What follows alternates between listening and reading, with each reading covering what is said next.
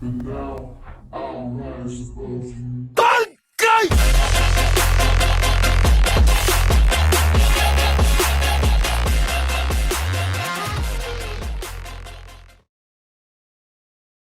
Swaz the law gremlins. How the hell are ya? No, I am still not dead, and yes, I am still making these terrible videos. You're welcome. So then, let's talk about nerfs. One of the main triggering points about Warframe are things being nerfed fairly often. Every time DE decides to nerf something, the community loses their shit as if the world were coming to an end. Fact of the matter is though, in many cases, the nerfs are pretty fair and justified if you think about it. No need to argue about that. I will not care for your wrong opinion. In other cases, the nerfs are stupid and make no sense at all. But those are more rare. Regardless about how you feel about nerfs in general, one can clearly see a trend on DE's part when it comes to the nerf mentality and reasoning behind it. So I have taken the liberty to speculate which items are very high up on the nerf list, based on the trends so far. Allow me to say this again for those of you who have trouble processing information. This is speculation, not facts or confirmed or anything. But a heads up is in order just so you do not feel like getting hit by a truck, should this list prove accurate. So let's get on with the first item potentially on the nerf list.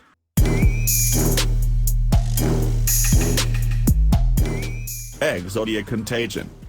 This is an arcane for Zaz. Upon bullet or double jumping, you gain the ability to fire a single projectile with quadruple damage buff at your foes. Melee in general already outclass any other weapon types in Warframe. And Za melee are one tier above even those. So imagine the most powerful melee being able to deal 4 times damage with ridiculously large area of effect. Let's be real here, that is overpowered as fuck no matter how you twist or turn it. There are several ways DE could decide to nerf this. One possibility might be to reduce the effective range of the projectile explosion, or not to allow it to transmit your modified damage but rather only affect pure base damage. I find the latter to be most likely. Either way, I guess we will have to wait and see. Next item on the list of endangered species.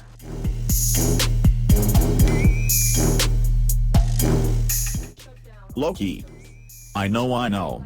Who the fuck cares about Loki, right? But here is the thing. Loki is long overdue for a rework of some sorts. Not because he is bad but only because his abilities are as outdated as Donald Trump's haircut. Now, when Loki gets his inevitable rework, chances are extremely high he will have his 4th ability yeeted. I mean come on, Loki can cause map-wide instant disarm. Which is essentially instant easy mode too. Especially in a squad, this ability is extremely effective. So much so that Loki basically trivializes absolutely everything in the game. Which is a big no-no to DE. Possible nerfs could be massive reduction in range. Or perhaps even a timer that disarms enemies only for a short time. Or completely removing the ability altogether in favor of a reworked version of Loki. Sadly, I think that is the most likely option. But not necessarily justified.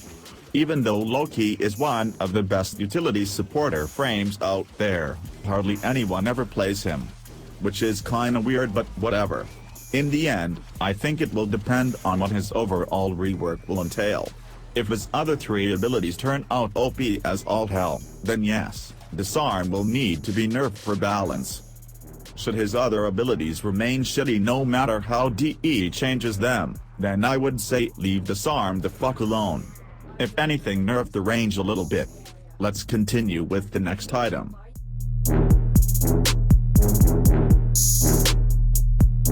Healing Return. This is a modification that will steal health from enemies inflicted with status effects. The more status effects, the more HP you steal back. If you make any Warframe just a tiny bit tanky, then this mods will single-handedly make you a god. Unkillable forever. This mod will, if not already, be one of the most common metas in Steel Path, which will shed a spotlight on it for DE to observe. Now I do not know about you, but I do not think that healing return was meant to be as effective as it is.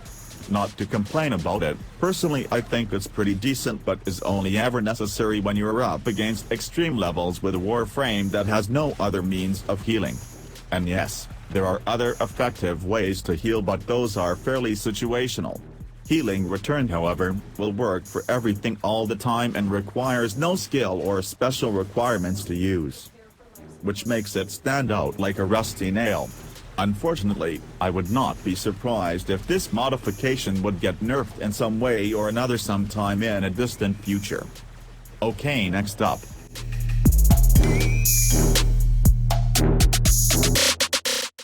Pentamag Bubble. Now this one is a bit of a double whammy. Either DE will decide to fix the pentagrenades so that they no longer have funky effects in Mag's Bubble, or they decide to nerf Mag's Bubble altogether. The thing is, Mag's Bubble is one of the most effective death traps in Warframe when you use the correct weapons on it. Projectiles with punch through will travel around the center of the bubble and hit enemies multiple times, applying the damage over and over again. Beam weapons will charge damage of the bubble's explosion so much that nothing will survive it. As effective and satisfying this ability might be, I hate to say that it also kinda outshines many damage abilities. But does that mean it deserves a nerf? No, I do not think so. The only way to make this bubble stupid effective is by using very specific builds in a specific way. On top of that, there are situations in game where you simply cannot rely on only the bubble, like near nullifiers or infested disruptors. A potential nerf could be restricting the punch-through potential for projectiles in the bubble. In all honesty, beside that I have no clue what DE might eventually decide to do with her. The old but new intro to the game that was never implemented suggests that Mag might get an all-new ability to replace the bubble. But at this point, who the hell knows? Only time will tell. Moving on to the next item that is probably on the nerf radar.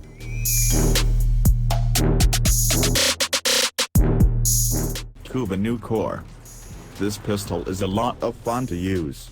Not only does it have very interesting sound effects but also hilarious kill animations, just like the regular new core. The Kuba variant however, has this nasty ability to chain between multiple enemies, which by itself is not the issue. The issue is that it also deals insane damage.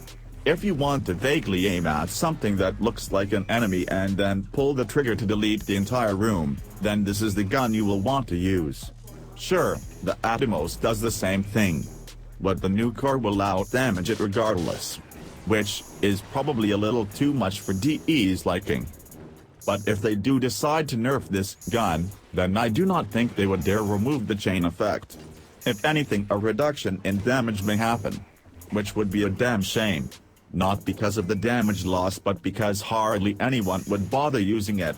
In my case, my main reason for liking this gun is microwaving enemies and then watch them pop like infested popcorn. If the weapon's damage is nerfed just a little too much, then it will no longer kill effectively. Which means, no more popcorn. Best get on your knees and start praying. Let's continue with the list.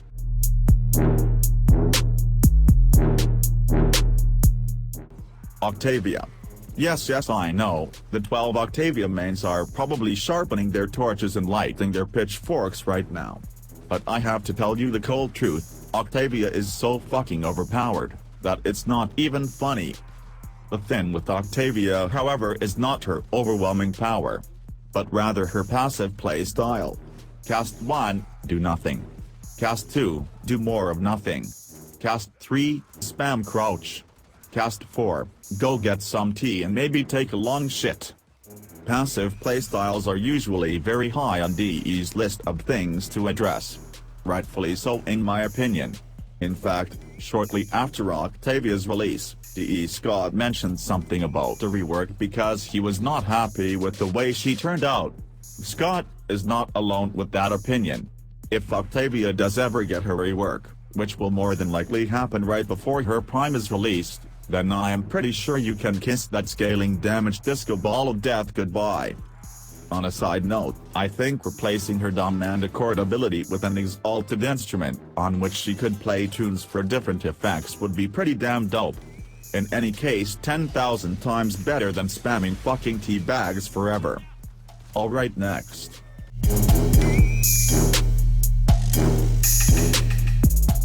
Cora's Savage Whip of Justice. This ability is a community favorite. Many perverted Tano have come to appreciate his ability for several reasons. Not only does it appeal to a number of kinks, but also has a super sharp and satisfying sound to it. You can almost feel the sting you bestow upon the enemies. So far so good. If only the damn thing would not be able to delete entire rooms of enemies with red crits. Not like you need red crits or anything. But the meta slaves are going to simp over it as they do. With Cora's whip, I am truly not sure what DE might do to it. On one hand it is simply fun to use, and on the other you can fairly easily modify it to kill huge clusters of enemies. If that were the only thing Cora can do good, I'd say she is safe. But Cora can also crowd control entire rooms all by herself and heal herself and allies as well. So basically there is nothing she cannot do. Which is well-grounded to some folks, but overpowered to others. Personally, I think a nerf would not be the justified one way or another. Sure, her whip can kill large groups of enemies, but so can any number of other abilities and weapons. Especially on vanilla levels. My best guess for a potential nerf is a straight damage reduction or no longer allowing status to apply with the whip. All we can do is hope that neither comes to fruition. Moving on.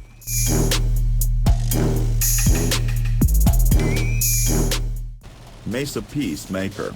When it comes to nerfs that pissed off a lot of people, Mesa has already seen the chopping block. However, the first nerf was very much justified since she was literally an aimbot.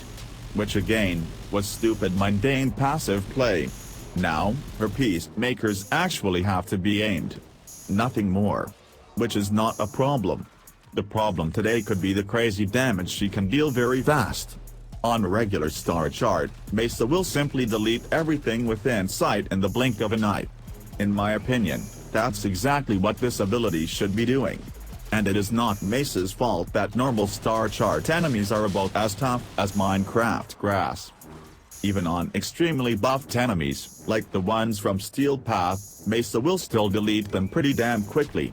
Which unfortunately makes her a +4 to win Warframe. Which could be a point of concern for DE. Who knows? Now for the final item on this list of things that are likely to be nerfed.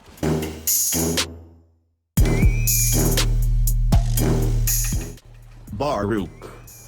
We all knew this guy was going to be on this list. Come on now. More accurately though, the augment to his Serene Storm ability. Reactive Storm. This freaking monster of a man allows this dude to automatically adapt to whatever damage types your enemies are weak to. Need I even bother explaining further? I think not. Sure, you could also just not be a lazy punk and modify appropriately and have the exact same effect, but this mob just makes it easier. The thing here is that there is nothing wrong or bad about this ability. The issue is that it deals too much damage. Especially for this Warframe, since he can also crowd control, reduce damage to himself and his allies, and perform finishers. I don't know man, sounds a little too much if you ask me. I can vividly imagine DE reworking this augment to do something entirely different. At the end of the day, none of this stuff matters as long as nerfs are fair and justified regardless of your personal feelings about them. For now, none of this is confirmed and might never happen. But it cannot hurt to be ready for it and maybe even concoct some ideas for DE to consider. Do with this information what you want, but definitely like and subscribe to this shitty channel and fuck off.